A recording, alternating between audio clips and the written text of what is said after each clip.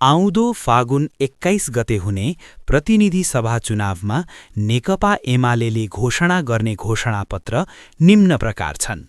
1. टोल-टोलमा र गाउँ-गाउँमा एयरपोर्ट बनाइनेछ। 2. हरेक नेपालीको घर-घरमा हेलिप्याड बनाइनेछ। 3. बादलमाथि च्याउ खेतीबारे अनुसन्धान गरिनेछ। 4.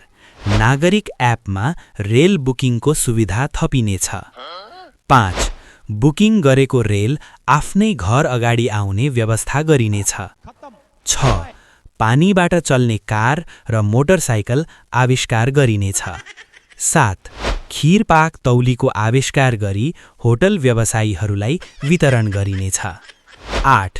किसानहरूका लागि सुन बटकौली बाख्रा वितरण गरिनेछन्। 9. सुकुम्बासी तथा भूमिहीनको लागि मङ्गल ग्रहमा एक अपार्टमेन्टको व्यवस्था गरिनेछ। 10. कृषि अनुसन्धान केन्द्रमा सुनको अण्डा पार्ने कुखुराको अध्ययन र अनुसन्धान गरिनेछ। 11.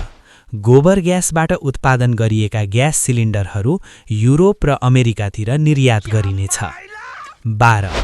अल्कोहल र मदिराजन्य पदार्थबाट चल्ने पानी जहाजको विष्कार गरिनेछ। 13. नेपालको नदीनालाबाट बग्ने पानीलाई जम्मा गरेर नेपालभित्रै आफ्नै अलग्गै महासागर बनाइनेछ। 14.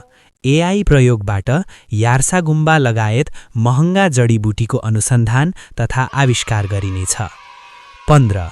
एउटा आकाशबाट तारा टिपेर धरहरामा राखिने र रातमा पनि बिना बिजुली काठमाडौँलाई उज्यालो बनाउनेछ।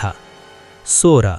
चन्द्रमा जानको लागि काठमाडौँबाट दैनिक रात्रि बस सञ्चालन गरिने र मङ्गल ग्रह जानलाई काठमाडौँ मङ्गल ग्रह काठमाडौँ दैनिक रेल सेवा सञ्चालन गरिनेछ, त्यो पनि आगामी फागुन 30 गतेदेखि।